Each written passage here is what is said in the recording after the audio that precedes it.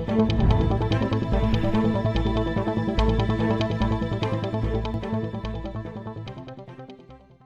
की जिस राज्य की शिक्षा व्यवस्था ध्वस्त हो, वह देश और राज्य कभी भी प्रगति नहीं कर सकता। ये 100% सत्य है। इतिहास के आईने में इसको देख लिया जाए। जहाँ की शिक्षा व्यवस्था सबसे ज़्यादा ध्वस्त होगी, वहाँ भ्रष्टाचार, बेरोजगारी, आतंकवाद, अत्याचार, मनोविशेषता, ये सब चीज़ें पनपेगी। जितनी भी बुराइयां हैं बहुत ही गहरे तरीके से, बहुत ही उच्च तरीके से आएंगी और उन बुराइयों का सामना करते करते मनुष्य हारेता रहेगा और मनुष्य अपने जीवन को विवस्था में जीता रहेगा। और यही नहीं, अगर ऐसे ही शिक्षा भ्रष्टाचार के पहलू में पलती रही, भ्रष्टाचारी व्यवस्था में रही, तो वह दिन दूर नहीं जब आंख गड़ाने वाला देश हमें अपने आगोश में लेने के लिए तत्पर हो जाएगा। या हो सकता है कि ले भी ले, इसमें दो राय नहीं। इसका भुगतान हम भुगत चुके हैं। अंग्रेज़ों ने हमें गुलाम बना लिया, मुग़लों ने हमें गुलाम बना लिया। किस वजह से? कभी आपने देखा इतिहास का आईना? यह जब मुग़लों ने हमें गुलाम बनाया है, उसमें सबसे बड़ी जो उसका कारण है वह राजाओं की भोग विलासिता है। स्वयं ही वे राजा प्रजाओं पर अत्याचार कर रहे थे। हमारे देश के जितने भी राजा, राजपूत हो चाहे कोई भी हो, अपने राज्य में तो खूब अच्छी तरीके से सजा बजा के रखता था, खूब आनंद लेता था, मज़े लेता था, लेकिन प्रजा त्राही त्राही करती थी, प्रजा परेशान थी। प्रजा तो सिर्फ मारने मरवाने के लिए होती है।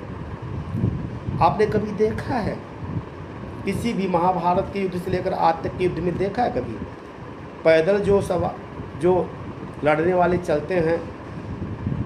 कई अच्छौड़ी सेना होती है, पैदल होते हैं, घोड़े होते थे, हाथियाँ होती थी, तो जो चलते थे, क्या कभी आपने उनके बारे में सोचा है? वह कितने मरते थे? राजा बहुत बाद में मरता था। अगर लाखों सैनिक मर जाते थे तो एक आध राजा, कभी कभार राजा राजकुमार मरता था, और उसके मरने के लिए भी पूरी दुनिया, पूरे देश में शोक हो जाता था। और जो उसके सैनिक थे जो कि मरते थे, क्या उनका जीवन जीवन नहीं था क्या? या उसको हाईलाइट नहीं किया गया था क्या? या वो सिर्फ गरीब था इसलिए उसे सिर्फ मरने के लिए ही था क्या? उसको क्यों नहीं बताया गया कितने सैनिक मर गए? उसके परिवार वालों पर क्या वह स्थिति नहीं बीती क्या? क्या उसके परिवार वालों को दुख नहीं हुआ क्या? सबसे ज़्यादा अपने राजा के लिए वह लड़ा और मर गया, लेकिन उसका क्या महत्व? कोई महत्व नहीं। आज भी स्थिति वही होती है। कैप्टन है, महाकैप्टन है, DIG, SP, सब दुनिया भर के लोग हैं, वाहवाही लेते हैं, लेकिन एक पुलिस वाला मर जाता है, कांस्टेबल मर जाता है, उसके बारे में कोई हाईलाइटिंग होती है क्या? तो इतिहास गवाही है, हमेशा से प्रभुसत्ता संपन्न लोगों को ही हाईलाइट किया गया। आम आदमी के बारे में कुछ नहीं सोचा जाता। शिक्षा व्यवस्था में भी वही है। शिक्षा व्यवस्था में क्या है? शिक्षा व्यवस्था में जो प्रोफेसर रैंक का अधिकारी होगा, जो स्कूल का प्रधानाध्यापक होगा, प्रिंसिपल होगा, या जितने भी उच्च दर्ज के लोग हैं, उनको तो हाईलाइट कुछ कुछ कर लिया जाएगा। लेकिन जो सामान्य शिक्षक कर्मनिष्ठ भावना से अपना कर्म कर रहे हैं, उनको हाईलाइट करने के लिए किसी के पास कोई समय नहीं है। यहाँ तक कि न्यूज़ चैनल वाले भी उसी के पास जाएंगे जो प्रभुसत्ता संपन्न है और उसी को हाईलाइट करना चाहेंगे। आप बदमाश बन जाइए, जैसे विकास दुबे मारा गया, विकास दुबे बन जाइए, देखिए तुरंत चैनल ही पहुँच जाएगा। लेकिन जब तक आप अच्छे कर्म करते रहिए, आप 1000 लोगों का पालन पोषण कर रहे हैं, भरण पोषण कर रहे हैं, मुफ्त में शिक्षा दे रहे हैं, गाँव घर घर में जाकर पढ़ा रहे हैं, कोई भी व्यक्ति आपको नहीं बुलाएगा। जब कभी गया तो किसी तरीके से 2 लाइन में कह देगा, अरे बड़ा अच्छा है और ये 1000 लोगों का पालन पोषण करता, बस हो गया। 10 दिन खबरें आपके बारे में नहीं चलेंगी। ये है मीडिया, ऐसी चलती है मीडिया। न्यूज़ समाचार आपके अच्छाई को लेकर 15 दिन नहीं लिखेगा, 1 दिन लिखेगा।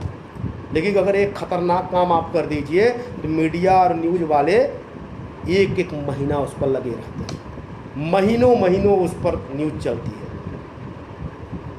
क्या करिएगा? कौन सी शिक्षा प्रारूप हमारा है, कौन सा मॉडल है, किस मॉडल में हम पल रहे हैं? क्या ज़रूरी नहीं है कि एक पुलिस वाले को, एक ऑफिसर को उसकी नियुक्ति के बाद भी उसे शिक्षा दी जाए?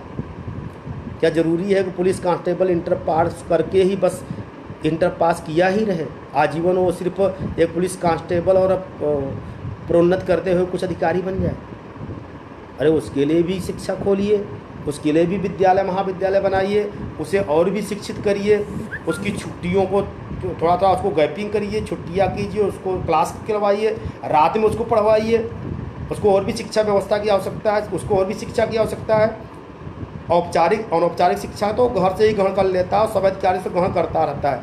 लेकिन आप खुलवाइए ना एक अभ्यास महाविद्यालय, एक अभ्यास संस्थान, जहाँ पर कि वो हमेशा गोली बारूद और बंदूकों का हमेशा अभ्यास करता रहे, ताकि लगे कि उसका निशाना क्लियर है, ताकि लगे कि वो वीरता कर सकता है। खुलवाइए ना जिम साले का विश्वविद्यालय, वो जिम करे, रात में मेहनत करे और भी मजबूत हो, खान पान की व्यवस्था करवाइए। कहाँ करवाते हैं? जब तक उसको भर्ती होना होता है वो खूब एकदम फिट रहता है, भर्ती होने के बाद घूस के पैसे लेकर के इस तरीके से पैसे खा खा करके मोटा हो जाता, तोंद निकल आती है उसकी। ऐसे अधिकारी अभी ऐसे आपको अधिकारी मिलेंगे जो कि लगता है भर्ती हुए हैं इस पोस्ट पर, एसपी हैं, फला है, ढेका है, दरोगा है, लेकिन 4 किलोमीटर दौड़ा देंगे तो हफर के मर जाएगा। और वही अधिकारी जब अपॉइंटमेंट हुआ होगा तो 4 नहीं 5 किलोमीटर दौड़ा होगा। क्यों? क्योंकि जब वो आ जाता है इस अंधेर स्थिति में, जब आकर वह यहाँ की अपात्रता, यहाँ की स्थिति को देखता है, तब उसको आश्चर्यजनक होता है, यार यहाँ तो भोगता है, यहाँ तो भोगवाद की संस्कृति हावी है, यहाँ तो पूंजीवाद को बढ़ाया दे रहा है। वो अच्छा काम 2-4 बार करे भी तो ऊपर वाला अधिकारी उसका चाँप देता है कि तुम ऐसा क्यों कर रहे हो, जो मैं ऑर्डर दूंगा तुम वही करो। तो वो भी सोचता चलो जो मिल रहा है स्वीकार, प्रसन्न तो करना ही। आज भी वैसे भी आज पूंजीवादी व्यवस्था है, पूंजी है तो सब कुछ है, नहीं है तो कुछ नहीं है। ये मॉडल हम तैयार कर रहे हैं। इस मॉडल से कितना देश का विकास होगा, बहुत अच्छी तरीके से सोचा जा सकता है। एक पढ़ा लिखा इंसान नहीं सोचेगा तो क्या ऐसे लोग सोचेंगे जो सड़क पे काम कर रहे हैं, जो कभी औपचारिक शिक्षा लिए ही नहीं, वे लोग ये सोचेंगे कि क्या हो रहा है, शिक्षा का प्रारूप क्या है। उन्हें तो शिक्षा के लिए मौका ही नहीं मिला। पेट की भूख से आहत व्यक्ति अपने पेट की भूख की प्यास मिटाएगा या औपचारिक शिक्षा ग्रहण करेगा? आज भी हमारे कबीले में, जनजातियों में ऐसी हैं जिनका कि वोटर लिस्ट में नाम ही नहीं है। शिक्षा व्यवस्था छोड़ी, शिक्षा तो गौर ही नहीं करते थे। एक हमारे मित्र हैं योगेश त्रिपाठी जी, कभी बात हो उनसे पूछ लीजिए। डॉक्टर विजय महादेव हैं, उनसे पूछिए, वो भी बताएंगे। उनके भी यहाँ पर जनजाति क्षेत्र है। हमारे यहाँ पर है एक द्रवणगंज की पहाड़ी है हमारे बगल में, और मिर्ज़ापुर डिस्ट्रिक्ट का है, और द्रवणगंज की पहाड़ी जो है वो मध्य प्रदेश के बॉर्डर से लगती है। वहाँ पर एक जनजात समझिए, जो भी हम लोग उसे मुसहर कहते हैं। उनकी जीवन पद्धति को देख करके दिल एकदम फट जाता है। छोटे छोटे बच्चे जिन्हें शिक्षा ग्रहण करने की आवश्यकता है, गवर्नमेंट ने प्राइमरी स्कूल में मुफ्त शिक्षा की है। छोटे छोटे बच्चे अब 20-20 किलो की गट्ठर, 10-10 किलो के गट्ठर, 5-5 किलो के गट्ठर एकदम नंगे शरीर पर लादे हुए दौड़ते भागते जाते हैं मार्केट में बेचने के लिए। उनका कहीं नाम नहीं है, उनका कहीं ठिकाना नहीं है। वहीं झोपड़ी वन में झोपड़ी बना बना करके सो जाते हैं। और पूंजीवादी व्यवस्था के चलते दुकानदार वहाँ भी उनको क्या करता है, उनको वहाँ पर भी शोषित करता है। जो गट्ठर 50 रुपये 100 रुपये का होता है, वह गट्ठर उनकी व्यवस्था को उनको विवश करते हुए उसी गट्ठर को 5 से 10 रुपये में खरीद लेता है। कहाँ गई गवर्नमेंट की शिक्षा व्यवस्था? क्या वे शिक्षा के अधिकारी नहीं हैं, या उन्हें शिक्षा नहीं देनी चाहिए? वो बच्चे किसके लिए हैं, किस लिए, इसीलिए जन्म लिए थे? आप क्या कहेंगे उनके लिए? उन्हें वोट, उन्हें ये पता नहीं है कि हमारे देश का मुख्यमंत्री कौन है, उन्हें ये पता नहीं कि हमारे देश के की कार्य परिषद क्या होती है, न्यायपालिका क्या है, उन्हें ये नहीं पता है कि हमारे देश का संविधान क्या है, उन्हें ये नहीं पता कि हमारे देश का प्रधानमंत्री कौन है, उसे ये नहीं पता कि हमारे कौन कौन सी योजनाएं होती हैं। ताज्जुब की बात यह है कि जो अनाज देना होता है उन गरीबों को अनाज भी नहीं मिलता। अगर वो लकड़ी न काटें, जंगल के फल फूल झाड़ी वृक्ष से संबंधित चीज़ों को ग्रहण न करे, पत्ते न खाएं, तो वो जीवित नहीं रह सकते। ऐसे जनजाति लोग हैं। कहाँ है शिक्षा? और उसी के अगल बगल उन्हीं के इर्द गिर्द लोग पढ़ रहे हैं। विद्यालय खुले हैं, प्राथमिक विद्यालय, उत्तर प्रदेश प्राथमिक विद्यालय में कुछ को छोड़ दिया जाए जो अच्छे तरीके से चल रहे, नहीं बाकी बहुत से ऐसे प्राथमिक विद्यालय हैं जहाँ पर क्या होता है, नाम लिस्टेड होते हैं बच्चों के, बच्चा कभी नहीं आता, बच्चा आता भी हो तो खिचड़ी खाकर चला जाता है। ये मैं नहीं, वहाँ पर कार्य शिक्षक बताते हैं। गवर्नमेंट को लिस्ट चाहिए, विकास दिखाना, देखो देखो विकास का माडल, शिक्षा कितनी पनपी है।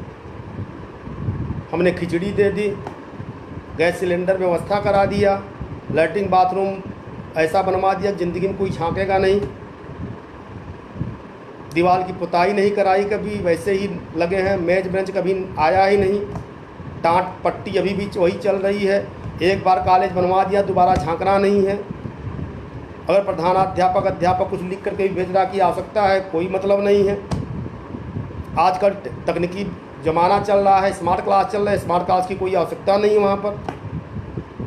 मतलब गरीब का जो बच्चा है वो पढ़े मत, उसे मजदूरी ही करनी है, वह आकर खिचड़ी खाकर चला जाए और कहते हम स्कूल गए थे। उसको ड्रेस वितरित कर दिया जाए, उसके जो कहने का मतलब ये है कि कुछ पैसे जो आते हैं स्कॉलरशिप वगैरह अगर आए तो उसे दे दिया जाए, 15 अगस्त को ला करके झंडा फहरा करके मिठाई बांट दी जाए, बस इतना ही शिक्षा है।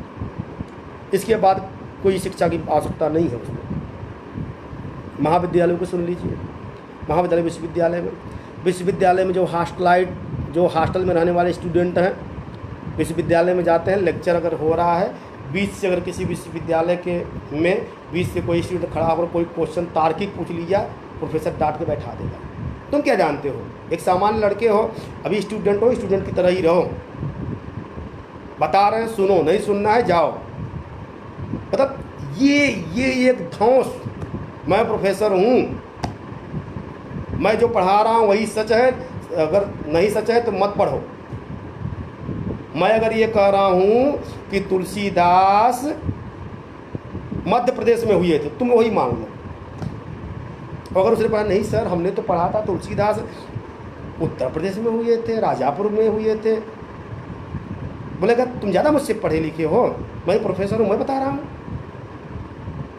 ये शिक्षा की स्थिति है। मतलब खुद की कमी को नहीं आंकते, थोप देते इस विद्यार्थियों पर। मैं जानता हूँ कोई व्यक्ति पूर्ण ज्ञानी नहीं होता, शिक्षा सबकी अनवरत चलती रहती है, लेकिन अगर आपको कोई चीज़ नहीं समझ में आ रहा है, बच्चे ने आपसे क्वेश्चन पूछ ही लिया, तो इसका जवाब तो ये नहीं होता। अगर आपको आता है तो दीजिए, नहीं आता तो कह दीजिए बेटा मैं कल बता दूंगा। इससे कोई मानी हानि तो नहीं होती, मुझे नहीं लगता कोई मानी हानि होती। और मैं तो ये भी समझता हूँ कि किसी शिक्षा जो है वो बहुत ही स्वतंत्रतापूर्वक ग्रहण भी की जाती है, ली भी जाती है और दी भी जाती है।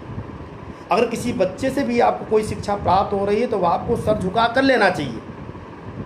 और एक चीज़ ध्यान दीजिए कि लेने वाले का सिर, हमेशा कुछ मांगते हैं आप तो हमेशा सिर थोड़ा सा झुका कर के मांगिए।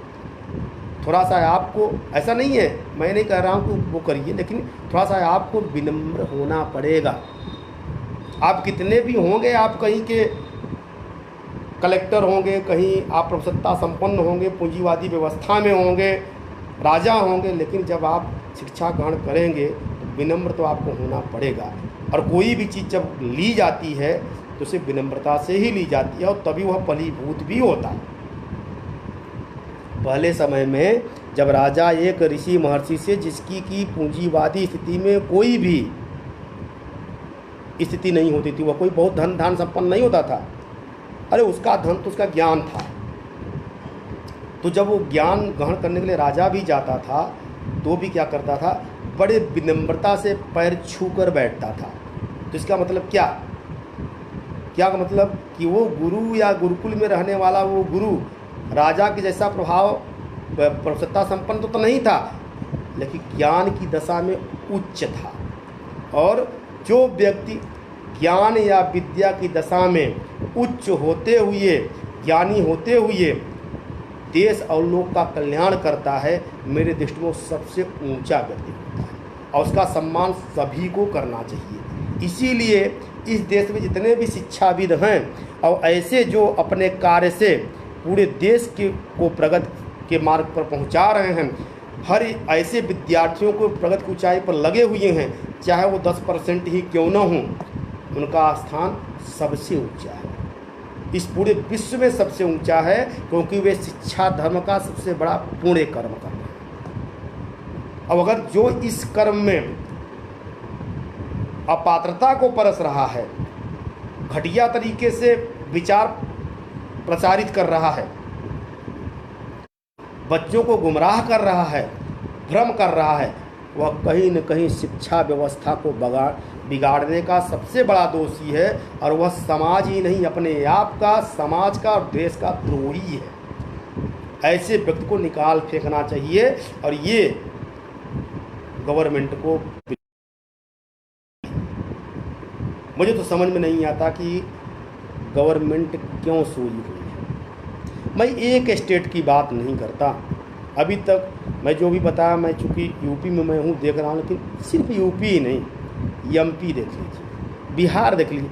आखिर में बिहार ऐसा स्टेट क्यों है कि जिसकी शिक्षा व्यवस्था आज तक इतनी गड़बड़ रही, क्यों नहीं सुधार हो पा रहा? गुंडा माफिया दुनिया भर के लोग पनप रहे हैं, कैसे पनप रहे हैं? लगता नहीं आपको कहीं से कहीं अपात्रता घोषित की गई है? एक से एक कांड खुल करके आ जाते हैं। कभी कभी देखिए पता चलता है कि अपने अधिकारी ही वैसे हैं। कौन सा मॉडल लेकर के हम चले शिक्षा का? किस मॉडल की व्यवस्था करें? पाठचर्या पाठ्यक्रम बदला नहीं जा रहा है। अरे एक बात बताइए, 3 क्लासों में आपने सूर्य को ही पढ़ाया, जरूरी है सारे क्लासों में सूर्यदास को ही पढ़ाइए? अरे और क्लासों में चेंज कर दीजिए, बच्चे की रोचकता भी चेंज होगी। कुछ वैज्ञानिक चैप्टर दे दीजिए, कुछ तार्किक चैप्टर दे दीजिए, लेकिन वो चैप्टर ऐसे हों कि बच्चा एकदम अच्छी तरीके से उस रोचकता के साथ पढ़े। नीरस विषय मत दीजिए, सरस दीजिए। बच्चे के अंदर एक भावना होती है, एक विचार होता है, एक मनोविज्ञान होता है, और विद्यार्थी हमेशा अपने भाव और मनोविज्ञान के आधार पर ही शिक्षा ग्रहण करता है। अगर आप उस तरीके से नहीं कर सकते तो निश्चित रूप से शिक्षा में मज़ा नहीं आएगा। और शिक्षक का गुण धर्म होता है, अगर आप शिक्षा दे रहे हैं, आप कोई लेक्चर प्रोवाइड कर रहे हैं, कि अगर क्लास में आप पढ़ा रहे हैं, तो आप उस शिक्षा को इस तरीके से प्रोवाइड करिए कि लग रहा हो कोई चलचित्र चल रहा है, कोई विजुअल स्टडी रखी हुई है। मान लीजिए कि आप अगर लेक्चर दे रहे हैं तो आप स्वयं ही एक स्मार्ट क्लास की तरह, जैसे स्मार्ट क्लास चलता है, बच्चे बड़ा ध्यान से देखते हैं। टीवी सीरियल को बच्चे कभी नहीं भूलते, फिल्मों को कभी नहीं भूलते, एक एक एक्टिंग, एक एक चीज़ें याद हो जाती हैं। क्यों याद हो जाती है? क्योंकि उनका ध्यान आकर्षण सबसे ज़्यादा उस पर फोकस करता है। तो एक लेक्चर में भी वो चीज़ होती है। अगर आपका ध्यान आकर्षण उस लेक्चर पर रहेगा तो निश्चित रूप से आप उस चीज़ को सीखेंगे। लेकिन याद रहे, कभी भी गलत शिक्षण नहीं देनी चाहिए। अगर आपका, क्योंकि आपका दिया हुआ एक गलत शिक्षण उसके पूरे जीवन को कलुषित कर जाता है। अगर वह उसके ऊपर पड़ गया प्रभाव और उसको उसने स्वीकार कर लिया तो आजीवन उसका वो भुक्तभोगी होता है। इसलिए गलत शिक्षण तो बिल्कुल नहीं देनी चाहिए। शिक्षा का जो मानक प्रारूप हम चाहते हैं, माना हुआ प्रारूप चाहते हैं, उसके बारे में हम यही कहेंगे कि हमें बहुत ज़रूरी है अपने पाठ्यक्रम और पाठचर्या में परिवर्तन। हमें ज़रूरी है अपनी नियुक्तियों में हो रही धांधली को मिटाने की। हमें ज़रूरी है ऐसे शिक्षक हमें ज़रूरी है खोजने की, ऐसे शिक्षाविदों को खोजने की जो वाकई में शिक्षा के मानक पहलू को सज्जित कर सकते हैं, जो शिक्षा व्यवस्था की खोखली स्थिति को दुरुस्त कर सकते हैं। शिक्षा व्यापार नहीं है।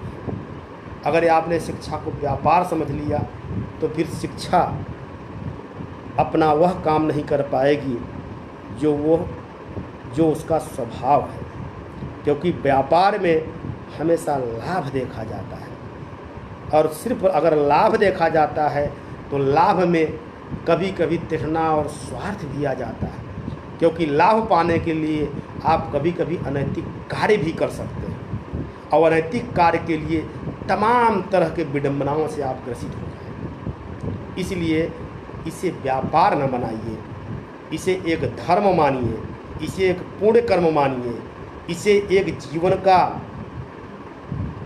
तत्व मानिए, इसे जीवन का एक कलेवर समझिए, जीवन में इसे धारण कर लीजिए।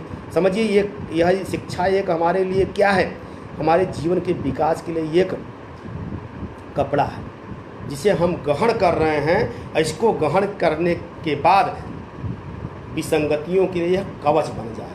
कोई भी विसंगति हमारे पूरे मन मस्तिष्क को छिन्न भिन्न नहीं कर पाएगा। अगर आप यह मॉडल बनाते हैं शिक्षा का तो निश्चित रूप से फलीभूत होंगे, समाज भी फलीभूत होगा, देश भी फलीभूत होगा, और पूरा ब्रह्मांड, पूरा लोक फलीभूत होगा। इस मॉडल की आवश्यकता है।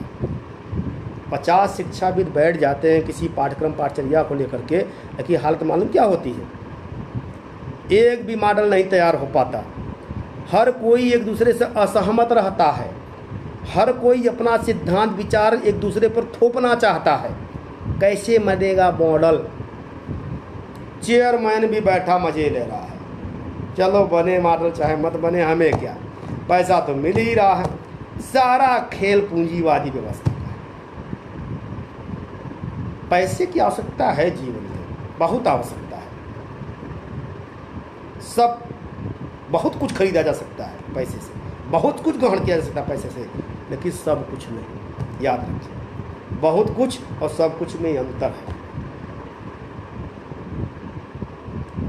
आप किसी चीज़ को वरीयता उतनी ही दीजिए जिसकी उसकी जीवन में आवश्यकता हो।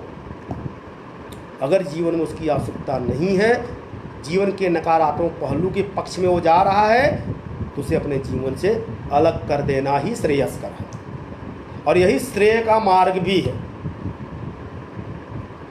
आप इस श्रेय के मार्ग पर चलें। आप अपने को कभी ये मत सोचें कि हमारे पास पैसा बहुत कम है, या हमारी सैलरी बहुत कम है, या हम बहुत सी विलासिता की वस्तुएं नहीं संग्रहित कर रहे हैं। मैं आपको एक बात बताना चाहता हूँ, जितने विलासिता की वस्तुएं आपके पास कम रहेंगी उतने ही श्रमशील आप रहेंगे। यदि आपके पास विलासिता की वस्तुओं की बढ़ोतरी हो गई तो श्रम शक्ति कहीं न कहीं आपकी क्या हो जाएगी, दब जाएगी, मर जाएगी, और आपके अंदर बाद में आपको विलासिता की लत लग जाएगी, और आपके अंदर फिर बाद में वह श्रम शक्ति नहीं उत्पन्न हो जाएगी जो कभी आपके अंदर थी। इसलिए अगर श्रम शक्ति को आपको रखना है तो ज़्यादा विलासिता के चक्कर में मत पड़िए। जितनी आपके पास है उतने में ही जीवन जीने का कौशल सीखिए, कला सीखिए, और यही जीवन जीने की सच्ची कला है। मरना सबको है, याद रखिए, मरणशील सब कुछ है। कपड़े पहनते पहनते फट जाते हैं, आप फेंक देते हैं। जीवन भी ऐसा ही है। जीवन में तमाम उहापोह कर देंगे, सब कुछ संचित कर लेंगे, लेकिन सब चीज़ें आपके पास हमेशा नहीं रहेंगी। वैसे भी धन की 3 दशाएं बताई गई हैं, या तो आप उपभोग कर लो, या तो आप उपकार कर लो, और अगर आप ये दोनों नहीं करते, धन का तीसरा जो गुण है वो विनाश है, विनाश होगा। किताबों में भी विद्वानों ने भी अपने अपने तर्क दिए हैं कि लक्ष्मी भी उसी को चुनती हैं जो अंधा होता है, जो विवेकहीन होता है। इसीलिए चुनती हैं क्योंकि उनको लगता है कि यही ऐसा व्यक्ति है जो जिसके अंदर गर्व, घमंड, अहंकार, ये सारी चीज़ें आएंगी और यह क्या करेगा कि अनाचार फैलाएगा। वैसे भी उनकी सवारी उल्लू है और उल्लू को दिन में दिखाई देता नहीं। तो आप भी उस सवारी को ग्रहण करना चाहते हैं, उनकी देवी को ग्रहण करना चाहते हैं, बहुत अच्छी बात है। लेकिन विवेक का प्रयोग नहीं करेंगे तो उल्लू की तरह आप भी अंधे हो जाएंगे, दिखेगा नहीं, फलतः भ्रमयुक्त होकर के जीवन में चक्कर लगाएंगे, काटेंगे काटेंगे काटेंगे और जीवन आपका यूं ही चला जाएगा, कोई सार्थकता जीवन में नहीं आएगी। तो इसलिए व्यक्ति में औपचारिक और अनौपचारिक दोनों शिक्षा होती है। अनौपचारिक शिक्षा आजीवन आप लेते रहते हैं, पर्वत, पहाड़, नदियाँ, माता पिता, रिश्तेदार, भाई, बंधु, मित्र सब देते रहते हैं। आप उसको ग्रहण कीजिए, सीखिए, देखिए, परखिए और शिक्षा के माध्यम से अपना और अपने देश का विकास करिए। आप उन लोगों की तरह मत बनिए जो लोग आज ऐसी स्थिति पर हुए। मैंने एक आपके सामने एक दृश्य रखा है, हो सकता है मैं स्वयं भी इसका भुक्तभोगी हूँ और आप लोग भी हैं, आप लोग देख रहे हैं। एक और भी बात है, बहुत से लोग इसको देखते नज़रअंदाज कर देते हैं, कहने की ताकत नहीं होती। बहुत से लोग हैं बहुत अच्छी तरीके से कह देते हैं, लेकिन कुछ बाद में उनको झेलना भी पड़ता है, क्योंकि ऐसी ताकतें उन पर हावी होना चाहती हैं कि कह क्यों रहा है। अरे भाई, जब आप गलत हो तो आपको गलत कोई क्यों नहीं कहेगा, क्यों नहीं करेगा? ये सारी चीज़ें हैं। बीएन मंडल विश्वविद्यालय मधेपुरा की तरफ से मुझे इस पर परिचर्चा करने के लिए पेज मुझे प्रदान किया गया है और इसके माध्यम से मैं आपको ये चीज़ें बता रहा हूँ। कोशिश करिए, मैं तो कहता हूँ कि आप लोग साथ दीजिए और सोए हुए इस व्यवस्था को जगाइए। मैं आज की शिक्षा व्यवस्था की बात ज़्यादा कर रहा हूँ, ध्यान दीजिए। इसलिए बात कर रहा हूँ क्योंकि हम इस शिक्षा व्यवस्था में स्वयं हैं और आगे आने वाली पीढ़ी इससे ग्रसित न हो, इसलिए अभी से ज़रूरी है इसके बारे में मंथन किया जाए। अगर आप नहीं सोचेंगे तो ये सोए रहेंगे और ये चीज़ें वंशवाद जिसे आप नेपोटिज्म कहते हैं ये चलती रहेगी। भाई भतीजावाज, वंशवाज, ये सारी चीज़ें कभी रुकेंगी नहीं। शिष्यवाद भी कह लीजिए, शिष्यों की भी कभी कभी होती है नियुक्तियाँ। एक बार मैं दिल्ली गया था तो एक इंटरव्यू में गया तो एक विद्वान ने मुझसे पूछा कहाँ आए हो। मैंने कहा सर बस इससे ही आया हूँ। मैं तो उनसे ऐसे ही मिलने गया था। उन्होंने सोचा नहीं अपॉइंटमेंट के लिए आया। मैंने कहा हाँ इंटरव्यू तो है। तो उन्होंने कहा कि बोल रहे हैं कि अच्छा ये यहाँ से तुम्हारा सोर्स है। मैंने कहा सर मैं कोई सोर्स सिफारिश लेकर नहीं आता। बोले अच्छा ऐसा क्यों? मैंने कहा सर अभी तक मैंने इसके बारे में सीखा नहीं है। तो बहुत हंसे, ज़ोर से हंसे। फिर बोले कि अच्छा, तो फिर बोले कि ऐसा है यहाँ के जो प्रोफेसर हैं ना, बहुत से लोग ऐसे भी हैं को अपने शिष्यों के भी नहीं होते। जब पता चला कि 12 साल से उनका शिष्य तेल लगा रहा है उनको और 13वें साल में जब नियुक्ति की आई तो बोले हाँ नियुक्ति हो जाएगी। और जब इंटरव्यू में गया उसका अपना इंटरव्यू ले लिए, बाद में पता चला उसकी नियुक्ति ही नहीं। तो ऐसे भी लोग हैं, क्या करिएगा। मतलब नियुक्ति की बात, देखिए बार बार मैं नियुक्ति पर बात क्यों ले जाता हूँ, इसका तथ्य समझिए। क्योंकि यहीं से अपात्रता आ रही है। जब गलत तरीके से अधिकारी कर्मचारी आपके समक्ष होंगे तो निश्चित रूप से वो गलत चीज़ों को ही स्वीकार करेंगे। अच्छाई उनमें पनपेगी नहीं, अच्छाई उन्हें पसंद आएगी नहीं। और जब अच्छाई उन्हें पसंद में आएगी नहीं तो वे कहीं से भी अच्छा कुछ करने का प्रयास करेंगे ही नहीं। जैसे बहुत से शिक्षण संस्थान हैं, मैंने आपको नाम गिना दिए, HRD मिनिस्ट्री, इतनी ढेर सारी व्यवस्थाएं हैं। तो कभी आप उसके साइड पर जाइए, खोलिए या यूं ही पता कर लीजिए तो आप सर पे हाथ रख लेंगे कि ये व्यवस्थाएं हमें क्यों नहीं दी जाती। सब की सब व्यवस्थाएं कागजों पर चल रही है। कभी आप सोचिए कि जाकर के मिलने, कुछ वक्तव्य हो जाए, कुछ कर ली, कोई आपको मिलने नहीं देगा, कहेगा किसी पार्टी संबंधित हैं, वो लाइए, रेफरेंस लाइए, कोई विधायक हो, नेता हो, तब तो आपको घुसने देंगे। ऐसा मैं कर रहा हूँ, मैं एक बार जा चुका हूँ, वो घुसने नहीं देंगे, आपको उस मंत्री से नहीं मिलने देंगे। अब मंत्री क्या है, एकदम मुंह पे ताला लगा के सो रहा है, तो कुछ कर ही नहीं रहा है, फालतू का लेक्चरबाजी कर रहा है। आज तक हमें कोई बता दे कि मानव संसाधन विकास मंत्रालय का मतलब क्या है, ये कौन सा मंत्रालय है और किस काम का है। बहुत से शिक्षाविद होंगे, सुन रहे होंगे, मुझे बताएं किस काम का है, किस काम के लिए होता है, क्यों ये मंत्रालय बना हुआ है, क्या फोकट का मंत्री यहाँ बैठता है, क्यों नहीं शिक्षा व्यवस्था की बागडोर को ये नियंत्रित करता है, क्यों कुलपतियों की, केंद्रीय सेंट्रल यूनिवर्सिटी कुलपतियों की उल्टा सीधा नियुक्ति कर देता है, क्यों यह सोर्स लगाता है, क्यों ये अपने पार्टी के लोगों का ही नियुक्ति करता है। पता चला बीजेपी के लोग आए, बीजेपी वाले वाइस चांसलर हो गए, कांग्रेस के आए, कांग्रेस वाले वाइस चांसलर हो गए,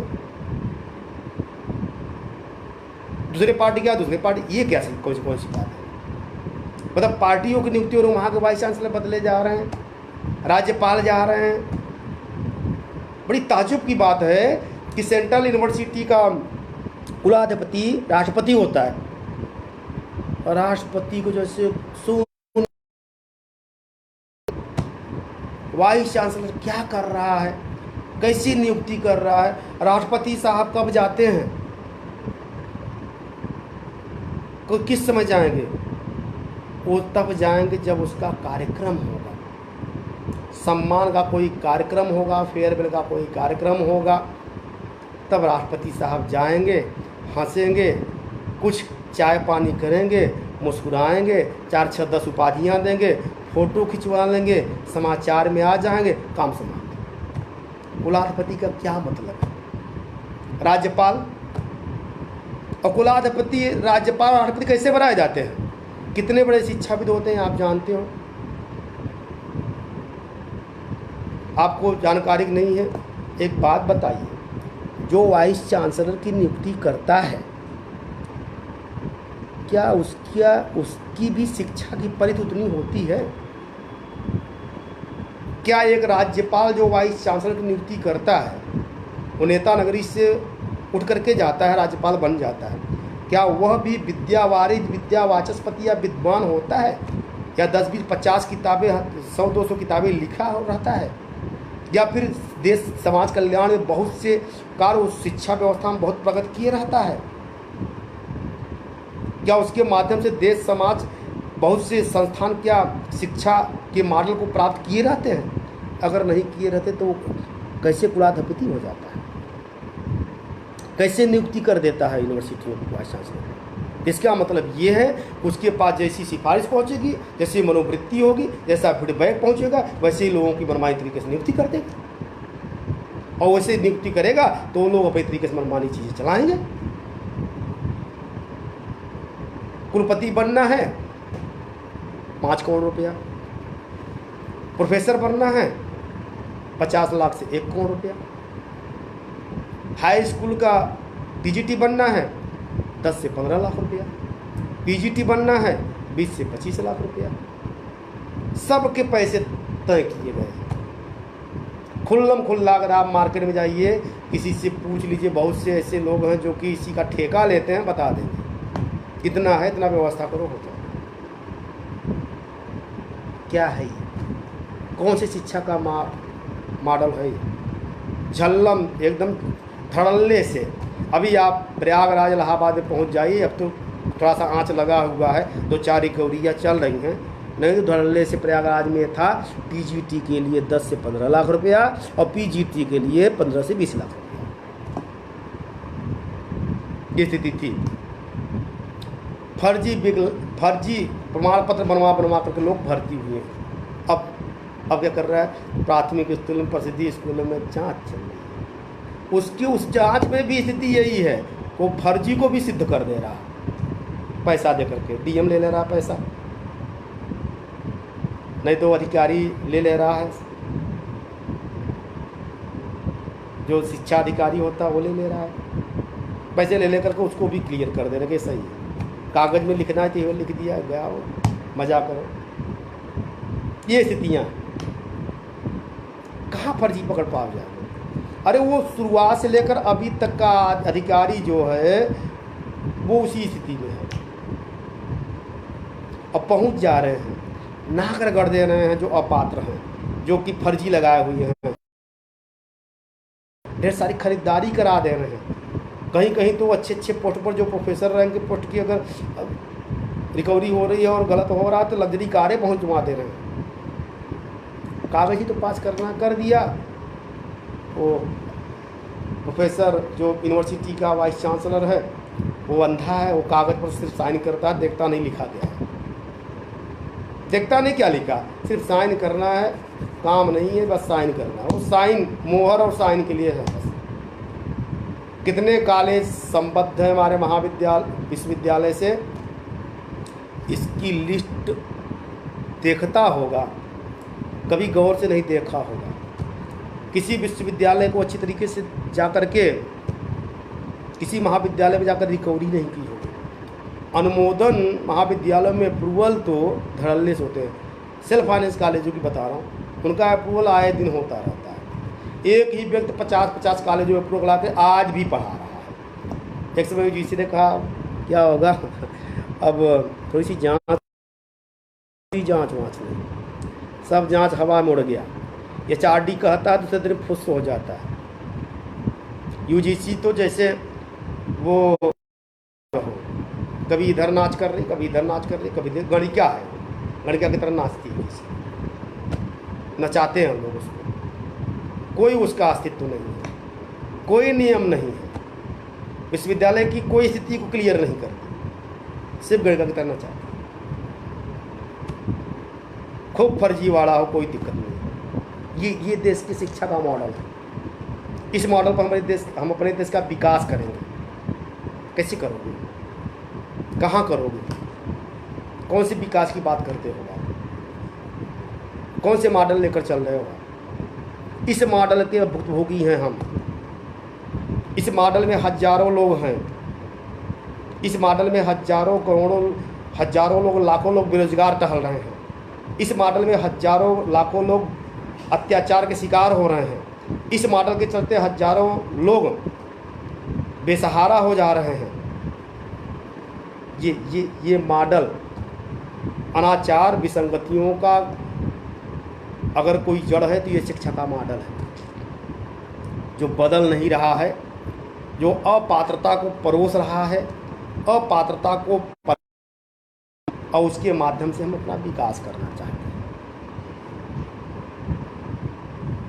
बताइए, उसके माध्यम से हम अपनी आप को सुधारना चाहते हैं। अब एक अलग ही पहलू है, शिक्षाविद भी हैं, अच्छे भी लोग, ओ उदासीन है, सोए हुए। क्या मतलब है जानते हैं, कूदेंगे दबा दिए जाएंगे, कूदे जे दबा दिए। प्रभुसत्ता लोग संपन्न हैं, कूदेंगे दबा लिए। जैसे रीतकाल में 3 धाराएं उत्पन्न हुई। पहले का नाम रीतबद्ध हुआ, दूसरे का रीत, तीसरे का रीत मुक्त। तो बाकी जो धाराओं के लोग थे राजाश्रयी थे, राजाश्रयी तो रीत मुक्त वाले भी थे। लेकिन कुछ लोगों ने क्या किया कि अपने स्वच्छंद तरीके से काम किया। तो उसी तरीके से इसमें भी ये व्यवस्था है कि कुछ लोग प्रतिबंधित हैं, क्योंकि उसी विश्वविद्यालय, उसी महाविद्यालय, उसी में काम कर रहे हैं। तो वहाँ 50 लोग अगर 50 शिक्षक हैं, सारे लोग करप्ट हैं, तो एक अच्छा सच्चा वाला भी है, तो क्या करे, वो करप्ट लोग साथ नहीं जाता, तो अपने आप को बचाए रखता, कहीं मुँह भी नहीं खोलेगा, उदासीन हो जाएगा। छोड़ो यार, पूरी दुनिया ही ऐसी है, चलने दो, तो चल ही रहा है। तो उदासीन है, जो विद्वान हैं, जो बहुत से लोग हैं, वो नहीं अपने को निकाल रहे, इसलिए निकाल नहीं पा, उनकी संख्या कम है। वो जानते हैं उनको सहारा देने वाला कोई नहीं है। वो जानते हैं उनके जीवन की जो गतिविधियाँ चल रही हैं, जो सकारात्मकता का ऊर्जाओं ग्रहण किए हैं, जिस सत्यवादिता और श्रम पर वो चल रहे हैं, वो श्रम सत्यवादिता उनकी छिन जाएगी। इसलिए इस डर से वो उदासीन हो गए। वो न राजनीति में जा रहे हैं, न किसी गलत कर्मों में लीन हो रहे हैं। वो अपना काम कर रहे हैं और बस अपना काम करके, वो हाईलाइट भी नहीं होना चाहते। एक वर्ग ऐसा भी है। साहित्य की स्थिति देख लीजिए, साहित्य में क्या स्थिति है। साहित्य में लोग ऐसे ही अनवांटेड अनचाहे तरीके से पनप रहे हैं। 4 किताब लिख देने वाला भी साहित्यकार, 10 किताब लिख देने वाला भी साहित्यकार, तुकबंदी करने वाला भी साहित्यकार, मंच पर खड़ा होने वाला भी साहित्यकार, सब साहित्यकार। लेकिन साहित्य क्या होता है ये किसी को पता हो तो बहुत बड़ी बात है। साहित्य का सीधा तात्पर्य ही होता है कि लोग आपकी कविताओं में, आपकी सृजन के रचनात्मकता में वो ताकत होनी चाहिए जिससे कि लोग का विकास हो, लोगों के अंदर भाव भर जाए और भाव से ग्रसित होकर के, भाव से उत्साहित होकर के लोग अच्छे अच्छे कर्म करें, अपने को सकारात्मक बनाएं, अपने जीवन का उत्थान करें, लोग के और उनके साथ समाज के जीवन का उत्थान हो, लोक के जीवन का उत्थान हो, ये चीज़ होती है। लेकिन कितने साहित्यकार इस कर्म को कर पाते हैं? मुश्किल से। अस्तित्व की लड़ाई लड़ रहे हैं, आपस में एक दूसरे को पुरस्कार दे रहे हैं, बधाइयाँ ले रहे हैं, मस्त है। खैर, टॉपिक मेरा दूसरा है, मैं दूसरे पर नहीं जाना चाहता, साहित्यकारी बात फिर कभी हो जाएगी। लेकिन एक ऐसा मॉडल हमारे पास तैयार है जिस मॉडल को लेकर के हम चल रहे हैं। वर्तमान शिक्षा व्यवस्था बहुत ही खराब स्थिति में है, जो सिर्फ कागज़ों पर तटस्थ है। पढ़ाई तो हो रही है, संस्थान तो चल रहे हैं, लेकिन सिर्फ कागज़ों पर बलिष्ठ रूप धारण किए हुए हैं। देश की शिक्षा प्रतिशत बढ़ रही है, लेकिन मानक मॉडल जो होना चाहिए, जो शिक्षा की जो वास्तविक स्थिति होनी चाहिए, शिक्षा के माध्यम से जिस चरित्र का निर्माण होना चाहिए, जिस व्यक्तित्व का विकास होना चाहिए, वो नहीं हो पा रहा है, वो नहीं स्थिति बन पा रही है। ये एक मॉडल हम लेकर के शिक्षा में बढ़ रहे हैं और आगे आने वाली पीढ़ी को भी हम शायद यही मॉडल सौंपना चाहेंगे, क्योंकि सुधार तो हम करना नहीं चाहते। अगर सुधार करेंगे तो हमें कहना पड़ेगा, लड़ना पड़ेगा गवर्नमेंट से, उसकी व्यवस्थाओं से, शिक्षा के जितने संस्थान हैं उनसे, HRD मिनिस्ट्री से, UGC से, केंद्रीय संस्थानों से। हम उससे लड़ नहीं सकते। क्यों नहीं लड़ सकते? क्योंकि हमें पता है कोई साथ देने वाला नहीं। साथ भी कोई देगा, अधूरे पर साथ छोड़कर चला जाएगा। तो आज की शिक्षा व्यवस्था ये है। आज आप देख लीजिए जाकर के, लगभग 90% से 95% ऐसे सेल्फ फाइनेंस कॉलेज होंगे जिनके की बिल्डिंग की व्यवस्था का मानक भी पूरा नहीं है, लेकिन बड़े प्रेम से उनको मान्यता दी गई है और खूब फूल फल रहे हैं, पनप रहे हैं। शिक्षकों का पूरा अनुमोदन करा रखा है, सारे शिक्षक उनके अंदर है। कभी भी उनके कॉलेज पर जाइएगा, 5 अध्यापक भी मिल जाएं तो मुश्किल है, वो भी मिलेंगे तो अनट्रेंड और ऐसे व्यक्ति जिनका अनुमोदन ही नहीं है, वो पढ़वा रहे हैं। गवर्नमेंट कॉलेजों की स्थिति ये है कि आप गवर्नमेंट में चले जाएं, 10 सब्जेक्ट 15 सब्जेक्ट की मान्यता है तो मुश्किल से 7-8 सब्जेक्ट का प्राध्यापक आपको प्राप्त होगा। बाकी प्राध्यापकों की नियुक्ति नहीं है, और जिनकी नियुक्ति भी है तो कभी आते हैं कभी नहीं आ पाते। ये स्थिति प्राथमिक स्कूलों में, विश्वविद्यालयों में आप चले जाइए, प्रोफेसर की मर्जी है क्लास लेगा, नहीं मर्जी है नहीं, या जाकर के जुमलेबाजी करेगा। महाविद्यालयों में भी यही, सब्जेक्ट का ज्ञान अगर नहीं है तो आकर जुमलेबाजी करेगा, धीरे से खसेगा। मनोविश्लेषणवाद का शिकार है, उपभोक्तावाद का शिकार है, खूब अच्छी तरीके से कपड़े वगैरह पहने रहेगा। पहनना चाहिए, अच्छी बात है, मेंटेनेंस होना जरूरी है, लेकिन ओवर नहीं। ओवर मेंटेनेंस हो जाएंगे, ओवर सज्जा करेंगे तो आपके चेहरे की जो सुंदरता है वो भी बिगड़ जाती है। प्राथमिक स्कूलों की स्थिति से कोई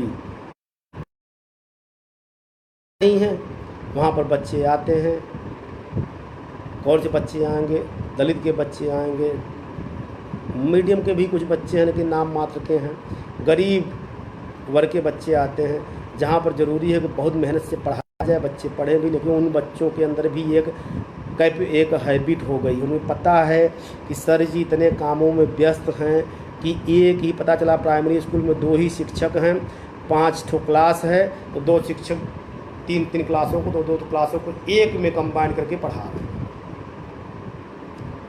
क्लास कैटेगरी का कोई मतलब नहीं है, सेक्शन का कोई मतलब नहीं है। कहीं कहीं तो एक ही शिक्षक है और 1 से लेकर 5 के बच्चों को बैठा है। अब वो कक्षा 1 वाले के लिए गिनती पढ़ाए, पहाड़ा पढ़ाए, या कक्षा 5 वालों के लिए सुलेख बोले, नकल बोले, या फिर उनको हिंदी पढ़ाए, सामाजिक विज्ञान पढ़ाए, क्या करे? ऐसे में पढ़ाई हो नहीं पाती। बच्चा भी धीरे से आता है, खाना पीना कुछ पाता है, धीरे से निकल जाता है। कहीं कहीं तो हालत ऐसी है प्राथमिक विद्यालयों की कि शिक्षक खोजते हैं कि बच्चा कहाँ से मिल जाए, कम से कम इतने बच्चों का एडमिशन तो हो जाए। घर घर जाकर एडमिशन करते हैं बच्चा, और फाइलों में सब कुछ दुरुस्त हो रहा है, बच्चा आ रहा, सारा चीज़ क्लियर है, सरकार मस्त है, चल रही है शिक्षा व्यवस्था। ये मॉडल है हमारे यहाँ का। पाठचर्या पाठ्यक्रम को भाड़ में जाए, कोई मतलब ही नहीं है। कुछ लोग तो ऐसे हैं कि जो क्लास में जाएंगे पढ़ाने के लिए, पूरी किताबें उतरवा देंगे, ले जाओ पढ़ो, उनको लेक्चर से कोई मतलब नहीं। ये स्थिति हायर एजुकेशन की है। मूल्यांकन की पद्धति हमने बता ही दिया। सरकारी स्कूलों की स्थिति भी वैसे ही है। तो ये सारे चीज़, ये सारे मानक हमारी शिक्षा व्यवस्था में है, और हम इसी मानक के अकॉर्डिंग अपनी शिक्षा व्यवस्था को हम सज्जित कर रहे हैं। अंत में मैं यही कहूँगा कि इस शिक्षा व्यवस्था के मानक को लेकर के हम अपने देश का, अपने आप का विकास करना चाहते हैं। ये शिक्षा व्यवस्था की पद्धति या मानक या मॉडल निश्चित रूप से हमारा विकास नहीं कर सकती। अगर आपको अपनी शिक्षा व्यवस्था के मॉडल और प्रारूप को बदलना है तो निश्चित रूप से सरकार को, सभी शिक्षाविदों को कदम उठाना पड़ेगा, उन्हें सामने आना पड़ेगा, और देश और समाज के अनुरूप एक मॉडल, एक प्रारूप शिक्षा का रखना पड़ेगा। तभी जाकर के शिक्षा का विकास हो सकता है, तभी जाकर के अपना विकास हो सकता है, देश का विकास हो सकता है, और हम विश्व के देशों में, जितने भी विश्व में देश हैं, उनके शिक्षा के आधार पर उनके विश्वविद्यालय कैटेगरी में सबसे ऊंचे मानक प्राप्त कर सकते हैं। और जब हमारी शिक्षा व्यवस्था सबसे अच्छी होगी तो कोई भी देश हमारे ऊपर आंख गड़ा कर रख नहीं पाएगा, और हम कभी भी गुलाम नहीं होंगे। ये मान के चलिए कि जिस देश की शिक्षा व्यवस्था जितनी ही अच्छी होगी वह देश उतना ही प्रगति करेगा। इसी के साथ मैं अपने वक्तव्य को विराम करता हूँ, अपने वक्तव्य को समाप्त करता हूँ। जय हिंद, जय भारत। आप सभी का हार्दिक अभिनंदन।